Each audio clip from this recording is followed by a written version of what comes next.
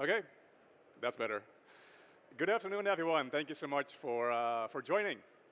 I want to kick us off with a bold statement saying that I believe that building Azure solutions today is easy. And the reason I say that is that we have GitHub Copilot available, AI solutions available, templates, and all of those great cloud automation technologies. But shipping something to customers in a way that they're able to trust it and to deploy it at scale, that is where it becomes challenging. So, and that's also where the Azure Marketplace, or as it's now called the Microsoft Marketplace, comes in very handy. So in this session, we're going to take a look at taking your infrastructure as code templates and transforming those into products through the Azure Marketplace. So my name is Freek Berson. I'm a Microsoft MVP. I'm based in the Netherlands, and I enjoy sharing knowledge about Azure and Azure Infrastructure as Code and the Microsoft Marketplace to help you deploy resources in a faster and more efficient way. So let's dive right in. And this is going to be the journey that we'll take in this session. So we're going to start by creating that Bicep template and defining the resources we want to create. We're then going to see how and why we need to transpile that into an ARM template. And we'll talk about the portal UX as well, so how to design the portal experience when someone purchases your product through the Microsoft Marketplace. We're then going to package the solution, upload it to the Microsoft Marketplace, and actually see it get deployed and get used as well. So that's going to be the goal of this session, to get you from 1 to 6 in the end. But I really want to start by explaining a little bit why Azure Marketplace. And don't worry, this is not a marketing slide, but I actually work for an ISV. We use the Marketplace, and I think that the Marketplace is beneficial for all parties that are involved. So if you are an ISV, the Marketplace can help you get visibility and get go-to-market support for your solution. If you are a partner, you're able to use the Marketplace to sell and resell private offers to your customers with a simplified selling experience as well. And then lastly, if you are an end customer consuming something from the Marketplace, you get benefits like the ease of deployment. We'll see that in action as well. And it also commits to your Microsoft Azure consumption commitment, which is an agreement you might have on the certain spend that you do in Azure. So just a little bit on the why. So diving into the technology, we're going to focus on one specific offer. And the reason is that I cannot possibly talk about all of them in 25 minutes. So I want to pick out one which I think is really interesting, which is the Azure application offer, which allows you to transform templates into something that customers can purchase and deploy with lots of flexibility and lots of options, as we'll see in this session. So if you're not familiar, before we dive into how to actually do this, this is what the Azure application offer looks like. So on the left-hand side, we have the Microsoft Marketplace. So you have a single offer with different plans in it. And each plan could be silver, gold, platinum, whatever name you decide. But every plan is going to deploy 2 different resources in the Azure subscription of the customer. One is called a managed application, which is just like any other Azure resource. You don't pay for it. It just collects telemetry information about the deployment that you have done. And it is connected to what we call a managed resource group, or short MRG.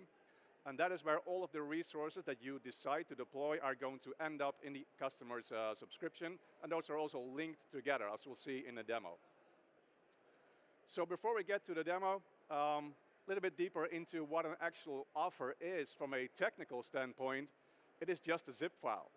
And as interesting as that sounds, that is the whole technical deployment that you're doing. There's a lot more to it, like adding images and videos and descriptions and things like that. But from a technical perspective, it is just a zip file containing a maximum of 4 files. And the 2 first ones are the mandatory files. So that's the main template.json, which is the Azure ARM template, if you're familiar with that. Note that this is not Bicep.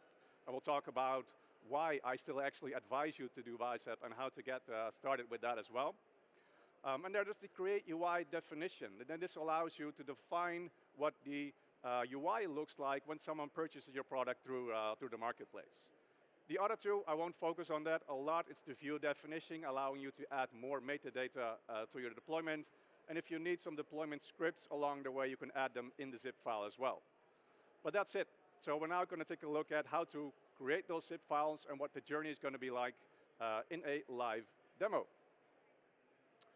So let me switch to VS Code. And before anyone asks, I'm going to share all of the code. So at the end of the session, you'll get a QR code to get access to all of this code as well. But the first step that you'll do is you start to create the resources inside the main template file. So this is where you define the resources, declare the resources you want to create inside the customer's environment. So let's take a look at what that looks like. So this is that Bicep template, if you're familiar with that. It contains a lot of parameters, which allows us to customize this to our deployments to our needs. But for a big part, it's all about declaring resources. And whether that's virtual machines or SQL servers or Azure Kubernetes clusters, whatever you're doing, that doesn't really matter. So just a quick tip, if you're working with Bicep inside VS Code, always make sure to install this Bicep extension as well, which allows you to get code completion, a lot of benefits while you are authoring these templates. And one of the things that it also provides you, and I quickly want to highlight that as well, is a visualizer. So you can basically right-click any Bicep file and say, open Bicep Visual Designer, which is currently an experimental feature, but it gives you this nice graphical overview of all of the resources you are going to create. It's also interactive, so I can drag this around the way I want to, revert back to the basics, and also export it, which is a new functionality that was added before, in order for you to allow it to use, to create documentation and things like that. So that's the visualizer as part of the extension. Now, I mentioned in the beginning that Bicep is not supported as a native language for Azure Marketplace, so we need to transpile this into an ARM template. And how to do that? That's the second step that we have right here. One of the most easy ways is just running az bicep build and I'm pointing to the Bicep file. This will make sure that we transpile the Bicep file into an ARM template. The other way, which is also quite fast, is just right-clicking any Bicep file and saying, build me my ARM template, and that's it. So once you do that, you get the Bicep template here on the left-hand side. And let's actually do a quick side-by-side comparison to see the difference between these two files. And you'll get an understanding of why I think that Bicep is the much more easy thing to use. So this one here is clean code, right? It is easy to read and to write and to author, whereas an ARM template has a lot of brackets and semicolons and syntax overhead you'll want to avoid. So even though the marketplace doesn't support Bicep, I strongly advise you to start with Bicep and then simply transpile into ARM templates. So I'm a Bicep fan, in case you didn't notice. So once you have that ARM template, let's go to the next step, which sometimes is forgotten. It seems quite obvious, but always make sure that you do a test deployment prior to even touching anything for the marketplace. So deploy this into a test environment, test resource group, to confirm that the resources you are creating are actually the resources that you are expecting. So once you're happy with that, we can then move to step number 4, which is what we talked about in the beginning, designing the UI experience. So this is the UI experience that a user gets or an admin gets who purchase your solution. You've probably seen it before in, for example, the Azure portal with the different wizards and the different steps. That is what you design here. So these two URLs, these are interesting to note. It will help you get the design up and running. So let's take a look at one of those to see it in action here. So this is that sandbox environment, and as the name implies, this allows you to sandbox the UI and get an idea on how to create that UI. So there's a couple of options here. What you can do is you can start with an empty template if you want to start from scratch. You can demo every element, but also do a storage account as the example. I like to do the demo environment as a first step because it'll give you an overview of all of the components that you're able to use. So if we do that, we can actually do a preview here. And I'll zoom in a little bit. You can see that we can test drive all of the elements. So the different tabs, the different drop-down lists and options and things like that. So also very specific things like VM sizes and passwords, storage accounts and networks, and you get the idea. So this allows you to test drive and get an idea of all of the elements that are possible. What is also great is that once you have designed your own UI experience, you can simply copy and paste that from within your VS Code, go back here, paste it, do a preview, and get a preview of what you have just designed. So this is one of our solutions. Doesn't really matter what it is, but just to give you an idea of how easy it is to test drive that into a sandbox environment, walk through the steps to see if you're happy with the layout that you are creating. So once you're happy with that layout and you have created it, it is time for another step here, which is actually really important. It is mapping the output of the create UI definition to your Bicep/ARM template. And this is important because we're capturing parameters inside the UI definition file. You want to make sure that you send those to the ARM template. So those need to match one-on-one exactly. And it is also case sensitive, so be very aware of that.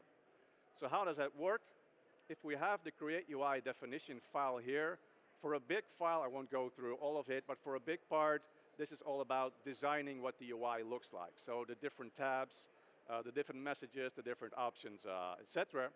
But all the way down in this file, we have the section called outputs, right? And this allows me to make sure that the UI definition also outputs the values that I want. So for example, I have a local admin user here, which is collected from the step credential config and then called local admin. So all of these outputs are also needed inside your ARM/Bicep template. So how does it look like? If you go back to Bicep, this is that parameter list, right? So as you can see, it's the exact same thing.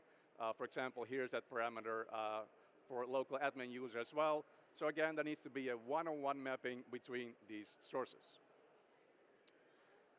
So once you're happy with that, and once you created that, it is now ready to create that zip file. I'm not going to demo that. I'm sure everyone is familiar on how to create a zip file, but those two files are going to be added to it. So that's the ARM template as well as the create UI definition. The next step I can really then advise you to do is use something that is called the ARM TTK, or Test Toolkit. This allows you to test drive the set of templates that you created prior to uploading it to the Azure Marketplace. The reason you want to always do that is as soon as you start to upload that zip file to the Marketplace and deploy it and start preparing it, Microsoft will run these exact same tests. So it will save you a lot of time if you do those tests before uploading, having you to prevent from creating it, uploading it, seeing a failure, having it to change again. So this is the way to run it. So download the ARM TTK toolkit. And let me actually demonstrate on the output of that toolkit. So if we run this set of commandlets here, but we'll see that it runs a couple of tests, 49 to be specific in this version. And all of these tests you need to pass. So we passed them all. That will take some time. Definitely if you're doing this for the first time, it will fail a couple of times for sure. But these are things like, for example, variables must all be referenced. URIs must be constructed in a very specific way. So all of these tests are performed by the Marketplace if you upload that zip file. So better to test that yourself prior to uploading that. And that isn't only just the ARM template. That is also for the create UI definition. So all the way on top of here of this list, you'll also see tests that are related to the create UI definition to make sure that you're compliant to standards for the Azure Marketplace in this case, or standards for what the UI looks like, or security. So always make sure to run this and do not upload that zip file before you see the 49 results in successful state. So once you're happy with that, and once you have confirmed we are now compliant with all of those tests, it is now ready to upload that to the Partner Center. So Partner Center is the place where you can create your Marketplace offers. So let's take a look at that. So this is the Partner Center here, and we've dived into one of our offers just all the way down into the technical configuration. There's a whole lot more to it, as I mentioned at the beginning, like logos and videos and documentation and all kinds of things you can add. I'm not going to cover that, there's simply no time.